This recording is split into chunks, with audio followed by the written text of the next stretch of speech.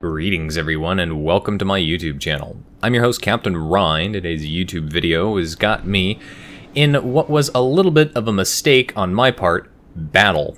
Yes, that's right. As you can see, I am in the Tier 6 Premium Japanese Destroyer that you get for completing the Science of Victory campaign. And it's basically the Fubuki, but with 8-kilometer torpedoes instead of 10 kilometers. But it does compensate for that in the respect that you get 3 gun turrets, and they are a little bit quicker on the rotation than the Fubukis. Now, this is a mistake because I had intended to take this ship into a ranked battle. And instead, I had forgotten to switch the battle mode over from random to ranked. So this is a random battle, and it is a Tier 8 random battle with carriers. And if you have this ship, you'll know full well that anytime you end up in a game with carriers, this ship is absolutely worthless because it has no anti-aircraft. Well, I say it has no anti-aircraft, it has 2 20mm anti-aircraft guns mounted amidship. So the only way for aircraft to be shot down by this plane is effectively to have them fly over you directly. Now, the battle is hotspot. It's standard battle mode, and I've pushed up into where the A cap point would be, and I'm already running into some serious issues here. As enemy destroyer has popped up there, that was the Tier 7 Premium Russian destroyer, and the CV has decided he's going to overfly me with planes. So all this, not good at all. Now, I do pop my smoke screen. The Japanese smoke screen does not last as long as I would like it to, but it is a Japanese smoke screen. There you can see my 2 anti-aircraft guns blazing away, but look how close those planes are. They're basically less than a kilometer away from me. Now, I get all 3 sets of torpedoes off here. Unfortunately, misaimed 2 of them because, of course, they are spread out across the ship there, and the first 2 sets end up just running right into that island. So that just leaves 1 set back there, and whatever I was aiming at, those torpedoes are not going to hit it at all.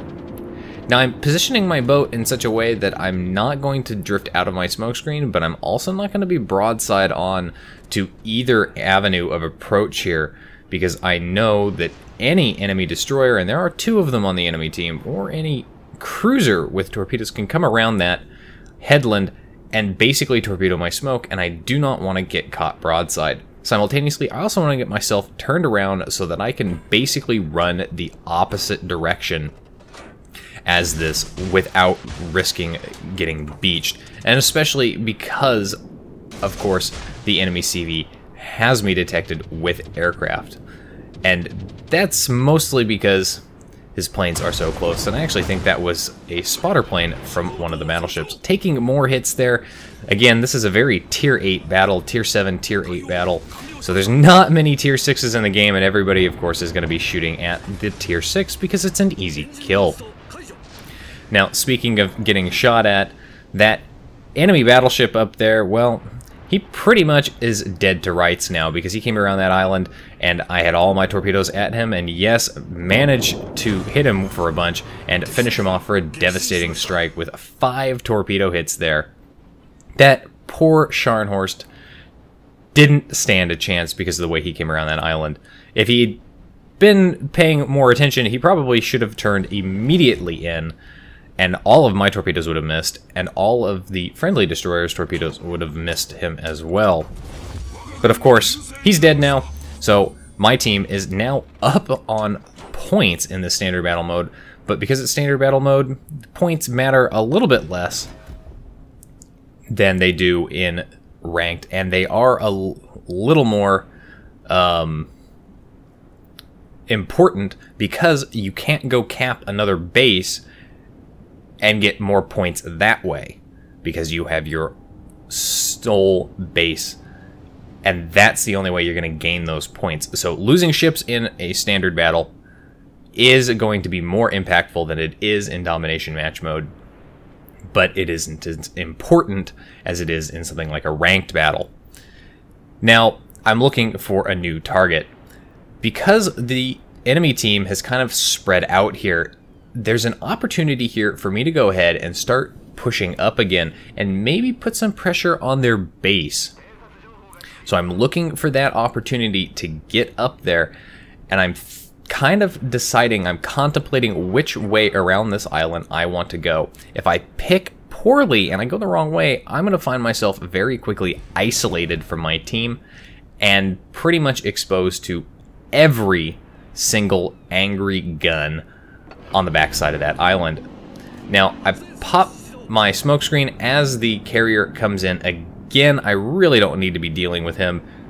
Again, because I'm a tier 6, he could royally wreck me with his dive bombers.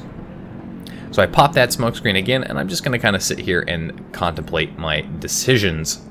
And hopefully, those planes will go far enough away that I can make a break for it and get the hell out of here without being spotted.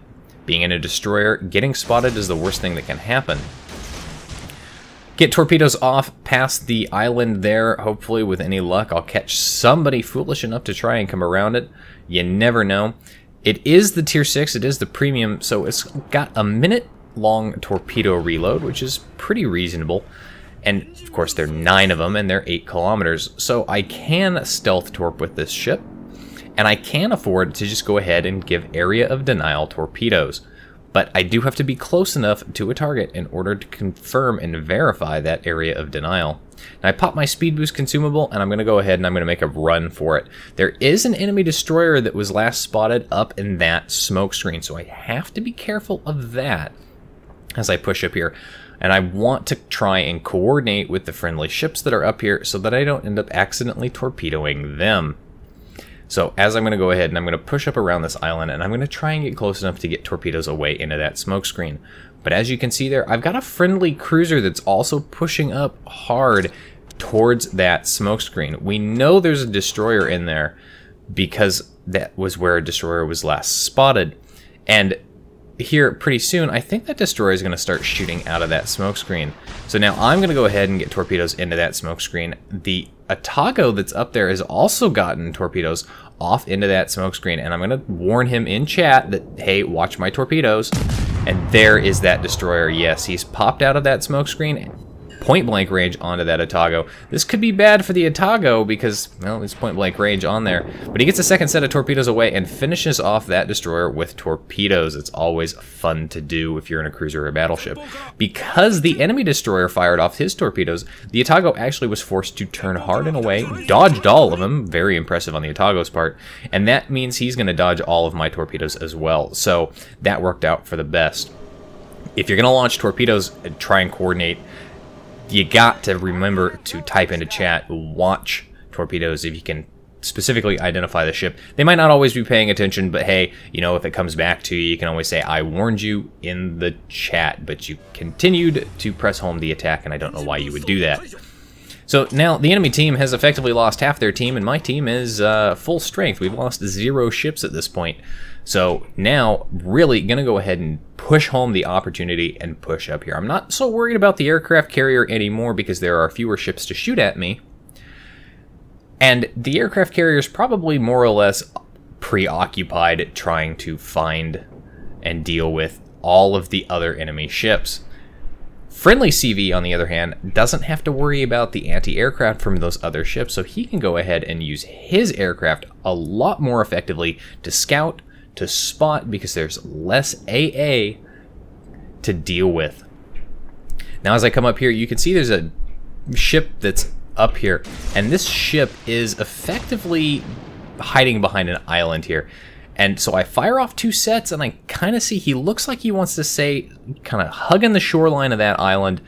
And so I'm going to go ahead and I'm going to keep one of those sets in reserves. I still have a smokescreen available if he decides to make a break for it, if he decides to make a run for it.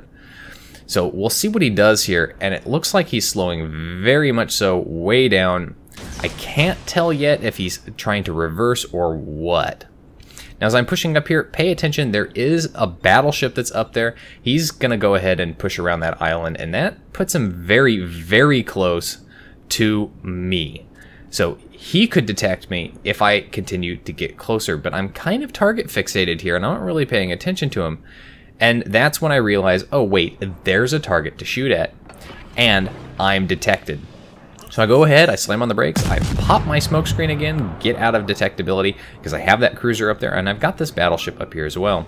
Now, I start firing off my guns at him. With any luck, I can set him on fire, and I go ahead and I get 2 sets of torpedoes away, and I spread them out there because it looks like he's turning a little bit. And we'll see what happens with him. There's a very low health destroyer that's up there as well, so it would be nice to get rid of him. He's the last destroyer on the enemy team. Now that cruiser is starting to push up hard. He's going to start maneuvering here, and he is going to turn broadside. This is the Takao. It's the ARP version of the Atago. And so he starts turning broadside, and I go ahead and I get torpedoes out a little bit in front of the lead indicator for him because I know he's going to speed up coming out of that turn. I actually switch over to the armor piercing here, surprisingly enough. Tier 6 armor piercing from a Japanese destroyer. At this kind of range on this cruiser is actually going to do a reasonable job. I mean, look at that. I just double citadeled the guy and then hit him with all of those torpedoes, finishing him off. Now, you'll notice though that I had only needed 1 to finish him off. The other 2 torpedoes, they got hit on that battleship, did impact him, and that battleship is flooding now. So that guy is in a serious hurt. There's that destroyer. He pops up here. I'm going to go ahead and start getting shots at him. He's very low health. I can totally engage and take this guy, knock out his engine. Come on, get those guns reloaded, finish him off. Almost. Yes, finish him off as well. And then there's that battleship. As you can see here, his engine is knocked out. He's pretty much dead in the water, and he is, I believe, still flooding. So the real question here is, am I going to be able to get another kill here? Wouldn't that be fantastic? Yep, you can see the smoke coming out of his engine there. Very low health. So I'm going to go ahead and get shots off. Set him on fire. What wondrous RNG I've got here. That battleship finally gets himself going, but it's going to be too little, too late. And my team has got them down to just 2 ships. So am I going to secure the kill? Come on, finish him off.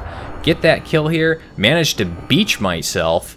Pull a Nutster there and a Notzer and finish off that battleship with a torpedo, actually, instead of flooding or fire. So those torpedoes did impact him, and that just leaves 1 ship left. And look, they've got 5 points, and now I'm sitting on their base. I'm actually capping their base.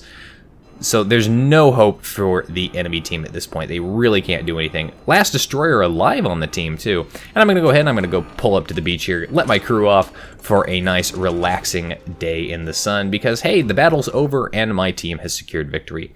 112,000 damage done in that battle. 2 citadels. Yes, that's right, 2 citadels out of a Japanese destroyer on a Tier 8 cruiser. 4 kills in the game. A good number of torpedo hits, a good amount of flooding as well. And of course, with a result like that, you're going to go ahead and expect to see top of the team for XP earned there at 1,700 base XP. Again, a Tier 8 game. Tier 6 destroyer ends up top of the team. But the next guy on the team, and I'd like to point this out, big shout out to the second guy on the team for XP earned, is also a Tier 6, and he is in the Cleveland. He is a Tier 6 cruiser. He probably had a pretty reasonable game as well, as you can see there. Didn't shoot down a lot of aircraft, though, surprisingly enough. Anyway, that's it for today's video, folks. If you like the video, hit that like button, hit the subscribe button, and leave a comment down below. If you'd like to get semi-regular channel news and updates, as well as my live streaming schedule for the week, you can do so by liking and following me on Facebook. If you'd like to help support me in the channel, as well as gain some early access to World of Warships replays, and possibly gain some additional perks, you can do so by becoming my supporter on Patreon. Any support you can donate every month does help me greatly. If you've got a replay like this one that you'd like to see featured on my channel, you can send it to my email. And if you would like to watch me play World of Warships, among other games, live, you can do so by following me on Twitch. You can find the links for all of those in the video description down below. And as always, I'll see you next time. This is Captain Rye, signing off.